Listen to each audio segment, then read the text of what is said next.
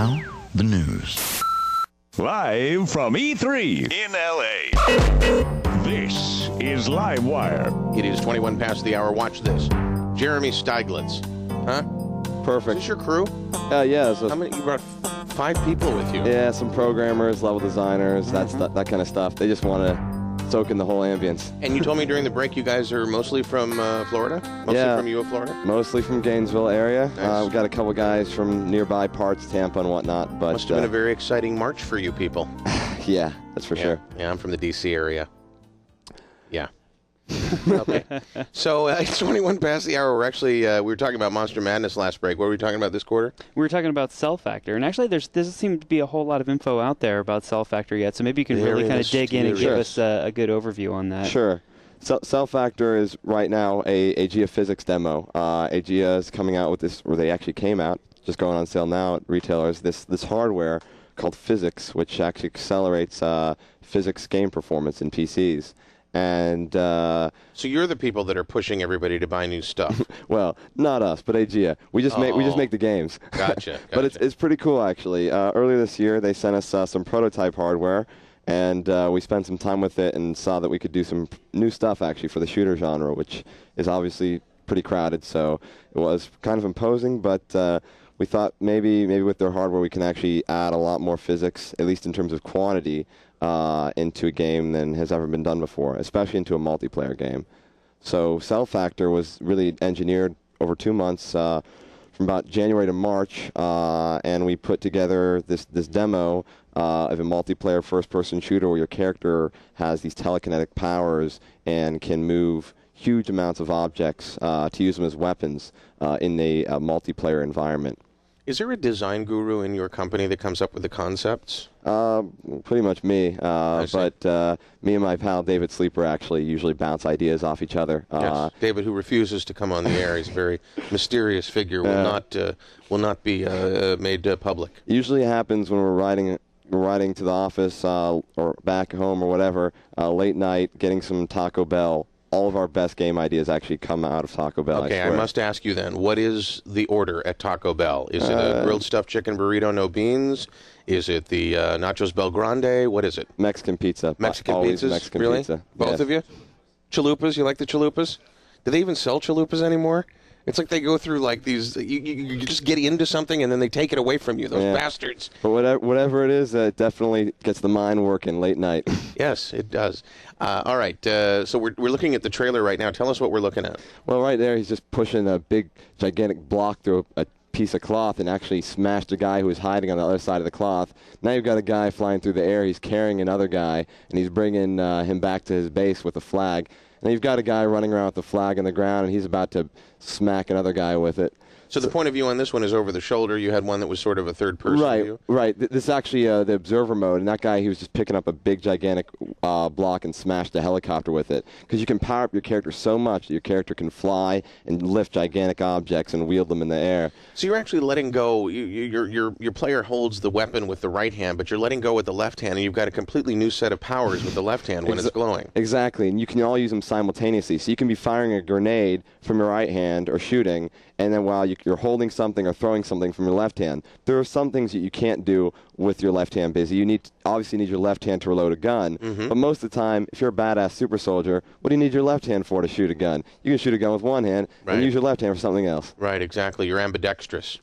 Most super soldiers are, I think. I've heard. I mean, anyone worth noting.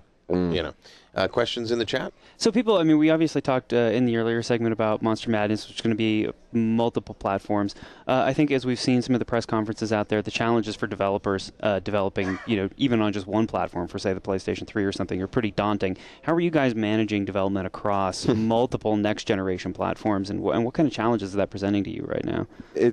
We're still just about to start our console development, but right now, CellFactor is only PC. The main really challenge that we're looking at is definitely online play is slightly different for each console. And thankfully, though, Unreal Engine 3 again is really helping us out here. It makes it so that we can primarily the underlying hardware and technical differences between the consoles are minimized for us.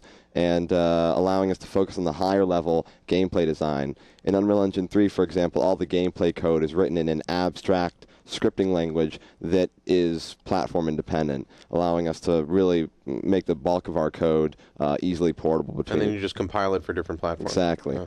Do you find that the PC is still the place where people are really innovating in terms of graphics and things like that, physics engines? And The PC definitely has a faster iteration cycle for technology, so changes happen quicker, and consoles, of course, when they come out with the next generation, always tend to advance a little bit past PCs, but PCs always tend to catch up in a year or two. And you're going to probably see that in this generation as well. So PCs do always tend to be on the forefront of graphics and general technology, and even the physics hardware is really, adding another layer to PC technology.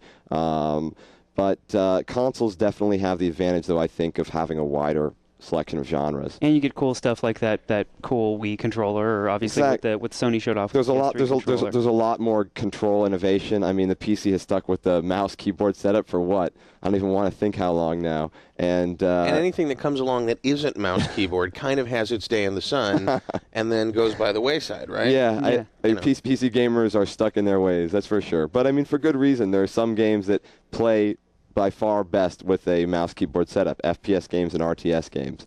Well, they have, because that's what we've become used to. If there was a gun, I mean, look at Guitar Hero. If there was a gun that you can actually use that knew its point in space, and kind of like what the Wii controllers are all about. That's true. The only problem with that stuff is it becomes expensive to buy, peripherals for a particular game. But I have no doubt, from my perspective, the real gameplay genre innovation tends to come from consoles. PCs are technical innovation, pure hardware, graphics, technical innovation. Genre gameplay innovation often comes from the console side. Okay.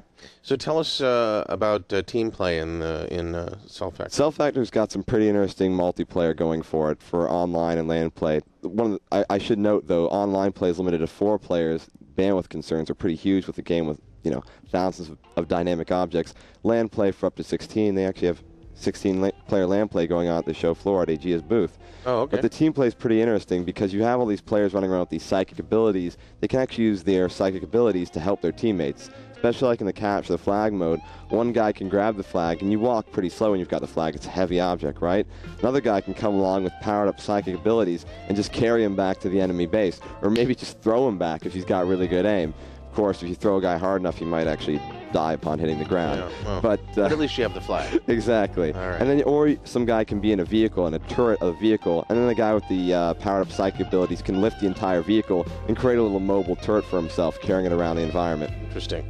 Jeremy Steiglitz, Artificial Studios. We talked about Monster Madness and CellFactor. Thanks so much for being on. I appreciate it. More coverage of E3 continues live from the floor at the Los Angeles Convention Center for IGN and GameSpy. It's Livewire. Back in a moment.